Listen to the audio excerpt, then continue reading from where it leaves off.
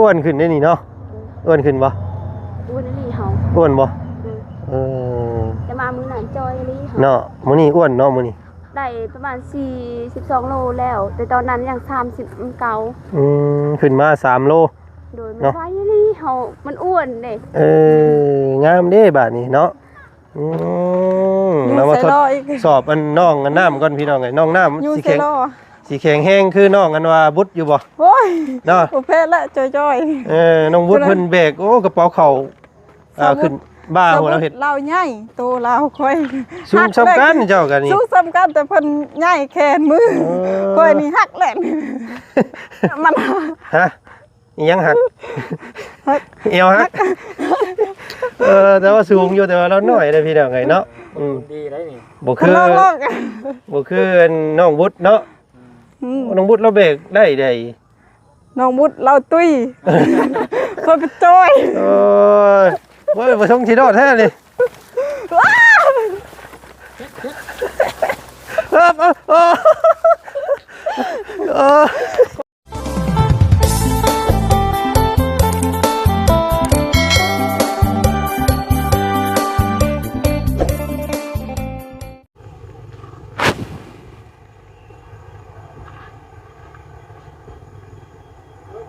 ตัว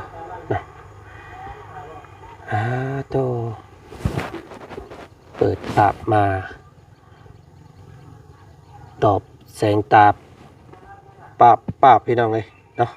กับภาพบ้านเฮือนซ่านของน้องน้ำเฮือนงามพี่น้องเลยเนาะโอ้ย ห่างหายกันโดนนั่นเนาะว่าจันกับบได้คอยเข้ามาหาน้องเพิ่นพี่น้องเลยทางน้องไม้น้องทายเนาะก็อยู่เฮือนใกล้เฮือนทัดกันนี่แหละพี่น้องเลยการเป็นอยู่ของพวกเพิ่นเป็นจังไดกะยังบ่ฮู้เนาะอยู่กินกันเนี่ยใดพี่น้องไอ้สมพอยสมิงอยู่แท้มื้อนี้เนาะมื้อนี้ทางบ่จันพี่น้องเอ้ยเนาะได้มีโอกาสได้เข้ามาอีกว่าซั่นซะเนาะก่อนอื่นพี่น้องเอ้ยก่อนสิเข้า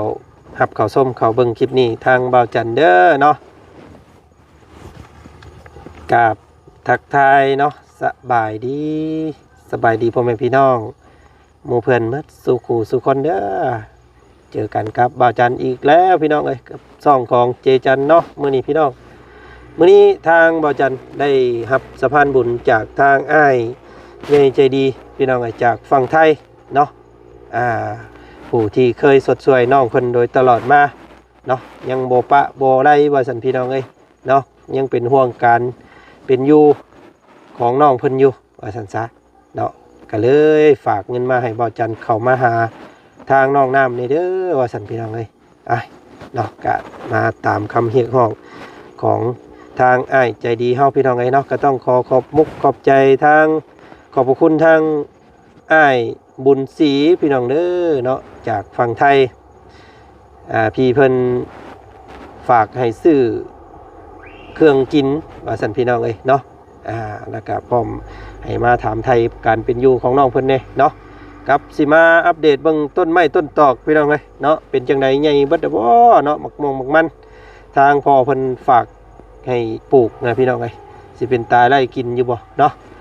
มามื้อนี้ก็เฮ็ดสมอยสมิงอยู่พี่น้องมีคนอยู่เฮียนอยู่บ่เด้อันนี้เนาะ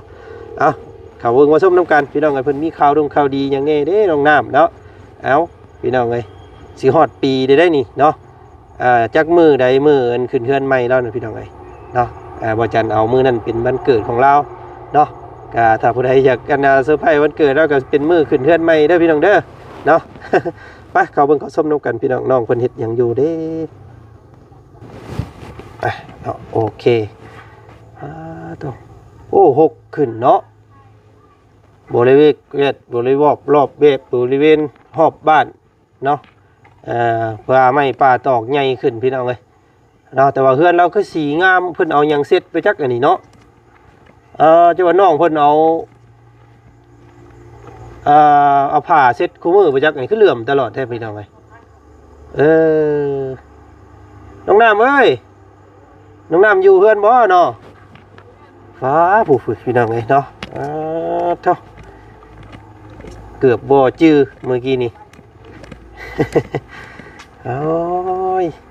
หอยคือสมอยสมีอยู่แท้อันนั้นพากันเฮ็ดหยังอยู่อันนี้เนาะอืมถ้าขึ้น ดีอยู่บ่ สบายดีเนาะเอาโอ้ยบ่ได้เห็นน้องเพิ่นแต่หึงได้นี่พี่น้องเอ้ยเนาะ หลายเดือนแล้ว เนาะ เนาะเป็นนี่ใดเนาะโอ้เพิ่นโตเนาะเห็นแต่ในคลิปว่าบุญเพิ่นมาหามื้อก่อนนั่นเนาะ โดย เพิ่นพาอันอ้ายจากฝั่งไทยเนาะมาหามื้อน่ะอ้ายอันพี่ละโมเพิ่นมื้อนั้นเนาะ แม่น คือเพิ่นเห็นว่าพี่เพิ่นผูกแขนเอาเป็นลูกหักบ่ แม่น หอยคือบุขำไปพังไทยน้ำเพิ่นผู้ โอ้ย ฮะบ่อยากไปบ่ ไปกับกันอย่างบอสเวลา ยังพอเวลา โดยบ่มีเงินนี่จะสิไปนะ สิยังไงมีเงินน่ะจึงไปหาเงินเนาะพ่อแม่ไปใส่เบิดแล้วคือเงียบแท้ เขาไปอันนั้นเขาไปทรงแห้งแล้ววะเขาไปทรงแห้ง เจ้ากระเพราเพื่อนคือเก่า โดย พี่น้องไอ้เนาะเฮือนงาม พักผ่อนมื้อ สิ นี้ ไปใช้ก็บ่ได้อีกเราเผาแต่เฮือนแล้วนี่พี่น้องเอ้ย ไปเฮ็ดกิจการ บ่มีเวียกหยังเฮ็ดเนาะช่วงนี้เนาะ ไปรับจ้างเขามือ80เอาเฮ็ด6มื้อเจ็บหมดนี่พักผ่อนเฮ็ดบ่ ไปเฮ็ดเวียกหยัง เฮ็ดเวียกอันนั้นเฮ็ดไม้อันนั้นบ่ได้เบิ่งบ่คลิปเบา ผ้าไหมผ้าพื้นบ่ แม่น เพิ่น เจ็บหมดแอวเจ็บหมดคอมือหนึง80เอ้ยมันก็ เบิดมือเลย แม่นสิออกลูกมันอีกยัง 2-3 มื้อว่าสิปลุกมัน โอ้ เดือนนี้ยังบ่ทันดับอยู่ค่ะเดือนดับก่อน โอ้เดือนอันต้องปลูกมันนี่ก็ถามือถาวันข้างแน่บ่นี่ โดย ปลูกมัน ไปเฮ็ด อีก อันไปเฮ็ด8มื้อติไปเฮ็ดงาน 6 มื้อ 6มื้อ โดย 6 8 8 5 40 4แสนปลายเนาะ 4,800,000 4แสน8และเพิ่นเลิกจ้างบ่คือยาเองบ่ไหวเมื่อย แม่นแบบ ค่ะ มือ80ค่ะมือ100,000ใครแน่ค่านั่นละมันลดอีก อยู่ไกลบ่เจ้าไป บ้านดุงนี่ เคยรถไปรถมาอีกเนาะ แม่น เพิ่นพาพื้นเฮ็ดหยังน้องอันน่ะเพิ่นพาพื้น เขาเอาตัวอันนั้นเขาว่าสิเฮ็ดโรงงานน้ำหอมเขาส่งอยู่เวียดคือ พาเอาข้างในมันน่ะบ่เฮ็ดอีได บ่ได้เอาข้างในเอานอกนั่นผ้าออกข้างในอ่ะ พาจากในมันออกเอาแต่ข้างนอก แม่น ข้างในนั่นเอาออก อืม เขาเฮ็ดพื้นดิ มันเป็นไม้หยังอันน่ะเนาะ จักแม่บ่ฮู้คือกัน แต่ว่าเป็นไม้หอมไม้กฤษณาเนาะไม้หอมเนาะ แม่ เพิ่นเอาไปสกัดเฮ็ดอันนั้นน้ำหอมเนาะ โดย โอ้ยพี่น้องเอ้ยเอาเนาะหาเวียกหางานเฮ็ดพี่น้องเอ้ยสิได้หาเวียกยากเนาะอยู่พี่เนาะ แม่นบางเทื่อเราไปเฮ็ดคืนเบิ่งมื้ออื่นมื้อนี้เจ็บคอว่าสิไปโอ้ยเจ็บปวดนี่ มันใส่คอขนาดนั้นเลยบ่ แบบเฮานั่งเด้เฮาซับก็เฮาอยู่ตลอด เฮาใส่อันนั้นเนาะใส่ก้มเงยก็เจ็บ เออ แค่มื ไป อแค่นึงอันไข้แน่เฮ็ดเนาะ เพิ่นก็จ้างถึกอีหลีเนาะ แม่ มือเบิดเป็นมาบ่พอไผซ้ำมื้อนี้พี่น้องไอ้ท็อปโอ้มันหกเนาะแถวเฮือนเนาะเดี๋ยวนี้เนาะ แม่ เท่าย าขึ้นแล้ว กกไม้กกตอกอันพอเพิ่นมอบอันให้ปลูกนี่ยังยั่งอยู่บ่เนาะ เอาหมดแล้วปุ๊ มันบ่ได้ตายบ่ พวกกระต่ายได้กกตัวนั้นมันกระต่ายมักสมพูกกสมพู บ่มักชมพู่น่ะเสีย แม่กกมักนาวตายกระต่ายมันบ่อยู่ เนาะยังแต่กกหมักม่วงกับหมักอันกระทันยังเนาะ โดย หมักกระทันมันทนผลอยู่แล้วพี่น้องเอ้ย แม่ ขอแต่ว่าเพิ่นปลูกติดเลยมันบ่รดน้ำก็ได้เนาะนะ อือฮึ ถ้าจะไว้ให้เพิ่นใหญ่ไว้ต้องรดน้ำเด้เด้อเนาะเอ้ยเนาะเป็นนี่ได้ข้าวน้ำเฮา หมดแล้ว ถึงไปข้างในแท้อันนี้เฮือนเนาะน้ำแล้วอันหยังเหล้าเข้าเหล้าพี่น้องเอ้ยเปิดเลิศ มีแต่เหล้าข้าวมีแต่เหล้า มีแต่เหล้าแล้วบ่นี่บ่มีหยังบ่ โดยบ่มีหยัง เบิ่งหันเบิ่งพี่น้องเอ้ยเนาะโอ้แล้วกันเข้ากับบ่มีบาดนี้แปนเติดเรียบร้อยเนาะเข้าวัดได้เฮ็ดนี่ได้ฉบับนี้ ก็ไปหารับจ้างเขาก็ซื้อเอา เนาะน้องๆนุ่งๆกับไปข้างในเบิดเงียบอิ่มทิม เขาไปอันนั้นไปรับจ้างเขาแล้วก็ ไปชงแห้งนี่ ได้พี่น้องเลยเนาะนี่แหละเนาะอันพัดลมอันอ้ายเพิ่นซื้อยังให้นั่นยังใช้ได้คือเก่าเนาะ โดยยังใส่ได้อยู่ ห หนาวๆนี่ใส่บ่ได้บ่ใส่เลย นาวนี่บ่จำเป็นได้อหนาวนี่เนาะ แม่ปิดเมียน เดือนร้อนใส่ต่อ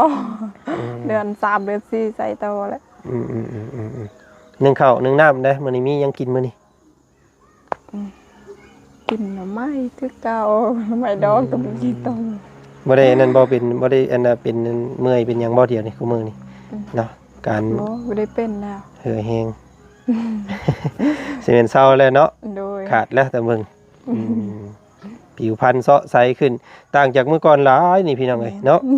เห็นน้องเพิ่นตะกี้โอ้ยคนละคนเลยเนาะงามขึ้นหลายเด้พี่น้องเอ้ยบ่ได้ตั้งย่องเลย ยอม เนาะเอาอีหลีเนาะผิวพรรณหน้าตาเซาะใสขึ้นเนาะการเป็นอยู่ดีได้พี่น้องเอ้ยเนาะก็โอ้ยขอบคุณทางผู้รับผู้ใหญ่เพิ่นผู้ใดเนาะซอยให้น้องเพิ่นการเป็นอยู่น้องเพิ่นดีขึ้นพี่น้องเอ้ยเนาะนี่แหละมีแต่เฮือนงามบาดนี้เฮือนงามคนก็งามแต่ว่าบ่มีข้าวกินบาดนี้พี่น้องโอ้ยหาสู่เวียกเด้อซั่นเด้อเนาะหาเวียกเฮ็ดเด้อพี่น้องเอ้ยเนาะเฮ็ดได้ซั่นมื้อนี้มัน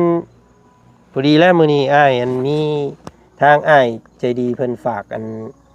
แนวอยู่แนวกินมาให้เนาะพี่เพิ่นจากฝั่งไทยเพิ่นแหละเพิ่นว่าโอ้ยเนาะฝากไปให้น้องน้ำนี่เด้อว่าซั่นพี่น้องเอ้ยเนาะโดยความยินดีบ่จันก็ได้พี่น้องเอ้ยเนาะขอมาบ่จันก็รีบมาเลยเพิ่นส่งมาปุ๊บมาปั๊บเลยพี่น้องเอ้ยเนาะบ่ได้ท่าให้รอเฮิงเนาะเข้ามา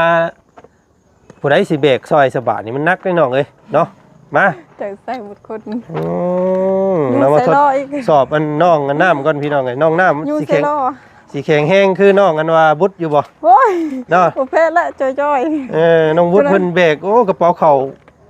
ขึ้นบ้าหัวเราเฮ็ดเราใหญ่โตเราค่อย สูงสำคัญเจ้ากันนี่สูงสำคัญแต่เพิ่นใหญ่แขนมือค่อยนี่หักแหลกโอ้ยได้เด้สวัสดีเนาะให้ผู้ใดเด้เบรกซอยนี่พี่น้องก็ตายคักแล้วเนาะรถก็เอาขึ้นมาบ่ได้เพิ่นนั่นว่าอันนี้เพิ่นนั่นว่าบ่ค่อยสิเอาล้ออยู่เด้อเอาล้อมาบ่ไหวได้นี่อึ๊บพี่น้องเอ้ยเนาะน้องน้ำเลื่อนงามเพิ่นก็ยังบ่ปะบ่ไล่พี่น้องเอ้ยเนาะก็ดีอกดีใจน้ำน้องเพิ่นเนาะที่ว่ามีคือแต่เป๊ะแล้วก็ตอกนะใหญ่ใจดีเฮาอันว่าสดสวยน้องเพิ่นการเป็นอยู่ว่าซั่นซะเนาะถือว่าบุญน้องเพิ่นสร้างมาหลายเนาะพี่น้องเนาะมีคนอุ้มสู้ช่วยเหลือโดยตลอดมากก็ถือว่าเอ้าดีใจน้ำน้องเพิ่นเด้อนะน้องน้ำเพื่อนงาม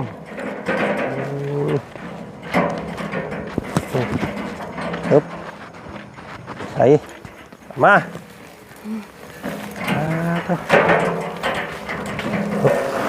โอ้ยนี่พี่น้องเอ้ยน้องกันคำสมมุติว่าอ้ายมอบให้กระสอบใหญ่นี่จักมือได้เบิดประมาณ7 มื้อประมาณนั้นน่ะ7 มื้อ6 มื้อ7 มื้อโอ้คนหลายเด้ กินยังกูก็เนี่ยแท้นี่6 มื้อ7 มื้อเบิดเนาะแม่จะคนกินจะคน10พุ่นจะพอแล้วสัตว์นี่พี่น้องเนาะเก่าเบิดปีนึงเป็นเท่าใดกระสอบเด้อสัตว์นี่มาสิเบรกขึ้นให้บ้าให้นี่จะได้มันฮะยังหัก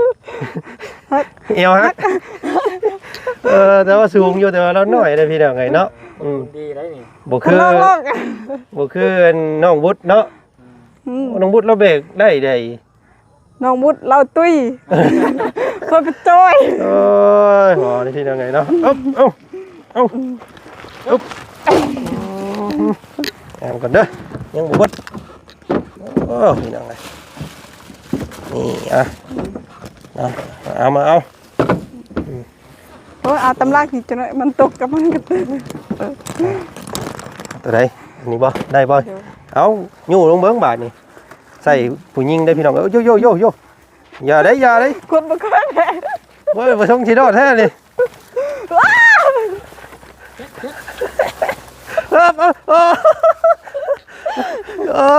คนบ่มีแฮง โอ้ยโอ้ยพี่น้อง อัน เอ้ นี้ ย จะได้ เนาะ เขาขึ้นเอง อืมแห่เบขึ้นเฮือนให้อีกบ่นี่ บ่ป้านี่แหละจุนว่าคน เวลาอันทุกเจ้าเอาเข่าไว้น่ะเอาไว้ทั้งเฮือนบ่ โดย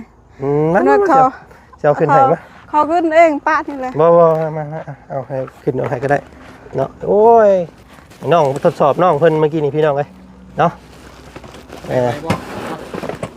เด้อโอ้เปิดกับไว้กันเด้ ป้านี่แหละจะได้ค่อย5คนน่ะอันนี้ให้จะได้ค่อย5เอง น้องหาเอง ไอ้หมู่อ้ายเจ้าได้มาอยู่บ่อ้ายเจ้า จุนว่าเขามาจังไง จังได๋เพิ่นมา โดยป้านี่แหละ มาสั่นเนาะเอาเดี๋ยวสิอันนั่นก่อนสิมอบให้อันอยู่นี่แหละสั่นเนาะ จุนว่าเขาก็มา นี่เนาะ ประมาณ4 โมง 5 โมงจุนว่าเขาก็มาแต่เฮ็ดเวียก เมื่อยบ่ บ่ กระสืบกระเช้าเลยพี่น้องไอ้น้องเพิ่นก็ได้นะหายใจออกทั้งปากเพิ่นบัดนี้เอ้าเนาะเอาเมื่อยซ้ำนี่บ่เป็นหยังดอกได้เข้ากระสอบบักใหญ่พี่น้องเอ้ยเนาะ อันรอดชีวิตมาแล้ว รอดสิ เนาะมีข้าว50กิโลแล้วก็ปลากระป๋องอันแพ็คนึงแล้วก็นม2แพ็คแล้วก็ขนมซบนึงเนาะแล้วก็ไข่แตะนึงกับมีเนาะแล้วก็เหลือเงินอยู่100,000 บาทโมเมนต์100,000 กีบพี่น้องเอ้ยเนาะซื้อแนวอันนี้เบิดเลยพี่น้องเลยเนาะก็เดือเงินไว้ให้น้องน้ำเพิ่นไว้ซื้อวัดเติมเงินเนาะพอได้อันเปิดโลกกว้างซึ่งใช้ได้อยู่ว่าโทรศัพท์ยังปกติบ่ โดยยังปกติยังใส่ได้ เงินในกระตุนกระโตเดี๋ยวนี้มีจักพัน ยังเหลือ300,000 เดี๋ยว300,000 โดย อันที่ไปเฮ็ดเวียกมาไหน แม่น เดี๋ยว300,000เนี่ยพี่น้องเลยเนาะสารเนาะมื้อนี้อันเดือจากซื้อข้าวซื้อของเดือน100,000เด้อเอาไว้พี่น้องเลยเนาะมีแต่โหเพิ่นตะกี้บ่โอ้แตกต่างกันหลายได้พี่น้องเลยเนาะ ตะกี้ได้พี่น้องสีดปันไก่ตบ เนาะผิวเหลืองๆตะกี้เนาะอันนี้นี่ผิวมีออร่ามีราศีขึ้น แม่เราตะกี้เดี๋ยวนี้จะเห็นแล้วบ่แม่เรา เป็นที่ใด งามคือกันได้แม่เรา งามขึ้นบ่ หนาเบ่งขึ้น ก่อนต่างกันหลาย การเป็นอยู่เนาะโอ้ต่างหลายน้องน้ำนี่ขึ้นมาหลายเลยพี่น้องเนาะเปลี่ยนผีให้เป็นเพจบ่แม่นเปลี่ยนเปลี่ยนเพจให้เป็นผีเปลี่ยนผีให้เป็นคนเนาะบ่หยอกเนาะเอาอันนี้สำหรับเงินกับข้าวเครื่องอยู่ของกินในมื้อนี้เนาะเป็นของทางพี่ใจดีเด้อ โดย พี่บุญศรีเนาะจากฝั่งไทยเพื่อแหละเราฝากของ ขอบ ขอบ ใจ ใจเพิ่น ทาง นี่ อายใจดีนำเด้อที่พากเขาให้น้องขอให้อายอยู่ดีมีแห้งความเจ็บให้ได้ความใครอยากให้มีพัฒนาสิ่งใดขอให้ได้สิ่งนั้นสาธุในขอบใจบอจันและบอบุญขอให้ดีมีแห้งขอให้ร่ำขอให้รวยพัฒนาสิ่งใดขอให้ได้สิ่งนั้นความเจ็บให้ได้ความใครอยากมีเด้อสาธุ น้อยเนาะเอาพี่น้องเอ้ยแต่เก็บไว้บันทางไปประมาณซอยเจ้าได้อยู่ตีไป10 มื้อเนาะ โดย เอาให้มันได้10 มื้อแล้วกันเพิ่นว่าประมาณอาทิตย์นึงกินเบิดเราเนาะเข้ากระสอบนี่ ทิศนึง เพราะว่ามันหลายคนเนาะ แม่นตอนแดงก็เต็มหวดตอนเช้าก็เต็มหวดกินหลายคน หลายคักเสียมีแต่นั่นแหละสบายนี่เนาะมันหลายคนกินข้าวบ่ไหวไปสิมีแต่หาผัวแล้วไปอยู่เฮือนผัวผู้เนาะมันจังบ่ยาก โดย ยังบ่มีบ่ยังบ่ทันมีแววบ่ บ่มี โสดตลอดกาล แม่น ตายฮอดปีแล้วบ่เฮาขึ้นเฮือนฮอดปีแล้ว ไปสิฮอดแล้ว มัน ได้ จื้ออ ป ยู่ ระ บ่ มาณ9 เดือน เดือน4เดือน4วันที่5 อันเฮาขึ้นเฮือนได้ แม่น ต ต้นใบ จำได้อยู่เพิ่นเป็นวันเกิดเพิ่นพี่น้องเอ้ยเนาะเอาถือมื้อนั้นเป็นวันเกิดเราเพราะว่าเราบ่ฮู้วันเกิดแต่ว่าจันนั้นซื้อเค้กมาให้มื้อเพิ่นขึ้นเฮือน 4วันที่ เดือน4วันที่5เนาะวันเกิดเนาะ โดย โอ้พี่น้องเอ้ยเอานี่แหละก็เนาะสู่ต่อไปน้องเอ้ย โดย คาดสิได้มันหักสิบินมากขึ้นนกเจ้าดอกเนาะ ผู้ว่าผู้แพ้วก็ได้เนาะ โดย ไปสันโอเคมื้อนี้ทางอ้ายบ่ว่าหลายสิพากันไปทางอื่นต่อก่อนมีแต่ฝากกันให้อ้ายเจ้าบาดเพิ่นมาแล้วให้เพิ่นแบกขึ้นเด้อ โดย อันนี้ก็ไว้หนึ่งกินเอาไว้ขัวกินพี่น้องเอ้ยเนาะเอาเป็นทุนซอยอีกแห้งหนึงเนาะก็ต้องขอมุกขอบใจขอบพระคุณทางอ้ายบุญศรีหลายๆเด้อเนาะทางบ่จันมามอบให้ทางน้องเพิ่นเรียบร้อยแล้วเด้อเนาะก็ขอบพระคุณพี่หลายๆขอให้พี่จงมีแต่ความสุขความเจริญนะพี่เด้อเนาะมีแต่ความแคล้วคลาดปลอดภัยบ่ว่าสิไปทางใดก็เนาะขอให้เดินทางปลอดภัยมีโชคมีลาภเนาะทานน้องเพิ่นมาซำนี้ก็ขอให้คืนหาอ้าย100เท่าพันเท่าผู้เด้อเนาะสาธุเนาะถือว่าน้องเพิ่นบุญหลายได้อพี่น้องเอ้ยมีบุญเด้อเนาะ โดย เฮือนซ่านแล้วเพิ่นก็ยังบ่ปะบ่ถิ่มอยู่ แม่น ยังเป็นห่วงการอยู่การกิน ยังหัก เนาะ แพงน้องอยู่ เนาะถือว่าเจ้าคนบุญหลายอีหลีพี่น้องเอ้ยจนกว่าน้องเพิ่นสิเอาผัวเพิ่นบ่จักอันนี้พี่น้องเอ้ย เนาะ ว้าวดอก บ่เอาบ่ เท่า โอ้จักปีละปีนี้ เขา23แล้วเท่า 23บ่ปีนี้นะอ๋อ สิเท่าแล้ว เนาะมันสิขึ้นค้านนี่เลยเฮ้ย แม่น เนาะถ้าสิเอาก็เอาได้เด้อ โดย ได้แล้วบ่บัตรอันนั้นน่ะบัตรสมโนบัตรได้ อ แล้ ยู่ ว เพื่อน ได้เรียบร้อยแล้วเนาะ โดยได้เรียบร้อยแล้ว ไปเฮ็ดเวียกเฮ็ดงานอย่างบัดนี้ก็บ่ต้องยากเนาะ แม่น พุ่นไปหาเฮ็ดอยู่น้ำเขาน้องจันพุ่นเด้ อืม ขึ้นไปเวียง โดย เนาะแต่ว่าไป1มา2มาจักอันนี้อยู่แต่บ้านมันบ่มีไผแล้วบ่ ว่าไปใส่กาบ่มีแหละคนบ่ผ่านหน้าตาบ่ผ่านไผสิมัก อืมผ่านสำได้ผ่านเนาะ ผ่าน สำนี้ยังบ่ผ่านอยู่บ่นี่ ยังบ่ผ่านยังขี้ร้ายอยู่ ยังบ่งาม ตายแล้วพี่น้องงาม ด่างกระแมบ โอ้ยเนาะเอาพี่น้องเอ้ยมื้อจักวันหักมันหักสิมีเนาะเนื้อคู่ยังบ่ทันเกิดพี่น้องเอ้ย จักปีได้ จักปีใดพลาดอะไรนะอ้าวนี่ใดก็เป็นกำลังใจให้น้องเพิ่นเด้อพี่น้องเด้อเนาะเปิดประตูอยู่บ่ได้ปิดเด้อพี่น้องเพิ่นว่าเนาะป้องเยี่ยมป้องหยังก็บ่ได้ใส่ล็อกใส่ก่อนเนาะ โดย จีบได้ถ้าถูกใจก็จังว่ากันเนาะ โดย เอาไปก่อนน้องสบายดีเนาะโอ้งามขึ้นเด้อพี่น้องเอ้ยเนาะสวยปล่อยขนาดนี้ยังบ่มีอยู่เลยเนาะผู้มาเอาเพิ่นนี่โอ้เนาะข่อยก็ยอมแล้วพี่น้องเอ้ยไปแต่เนาะทางบ่จันก็สิขอโตวก่อนเนาะให้น้องเพิ่นเอาอิหยังขึ้นไว้เด้อเข้านั่นเอาให้อ้ายแบกขึ้นแล้วกันบ่ได้เนาะบ่จันว่าสิแบกขึ้นไปให้อยู่ย่านนั้นย่านพิษฮีดเพิ่นขึ้นไปเฮือนเพิ่นทุทีบโอ้ยเนาะบ่ได้เด้นี่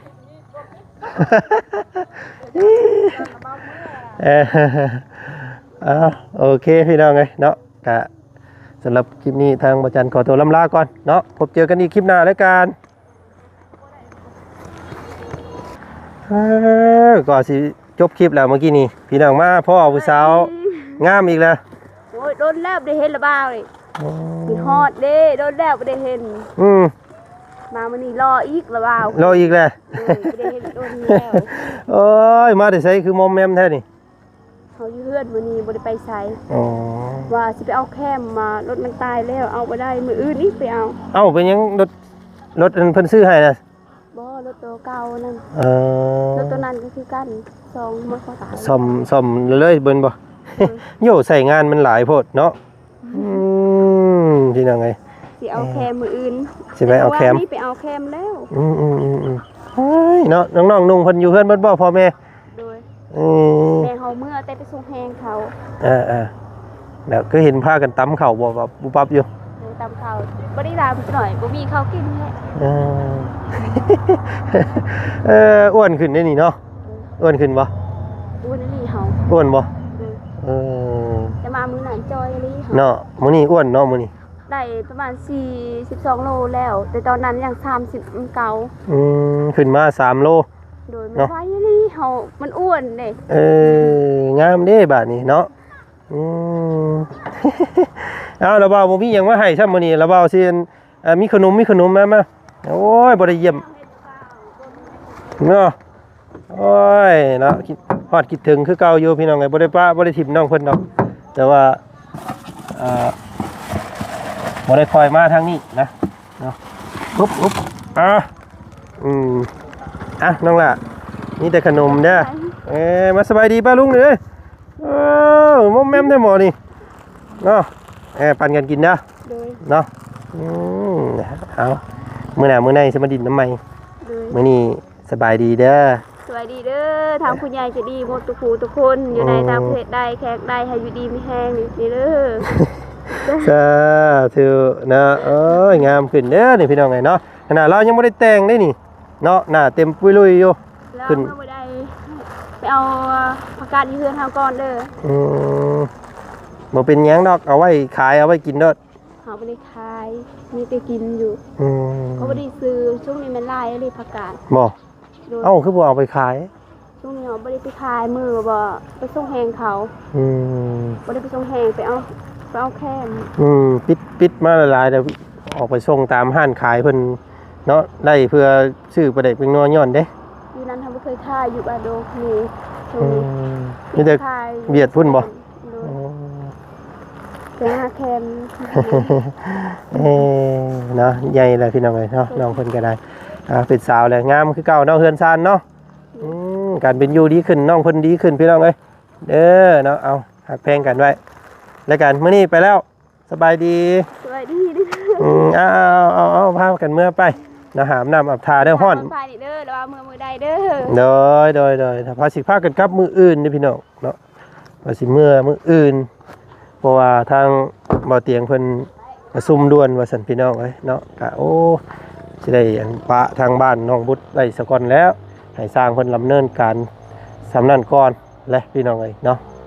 จังไดก็เดี๋ยวพุ่นแหละขึ้นมารอบหน้าจังว่ากันใหม่เนาะเอาทางอาจารย์ก็สิขอตัวก่อนคลิปนี้พี่น้องเจอกันอีกคลิปหน้าแล้วกันเด้อสบายดีสวัสดี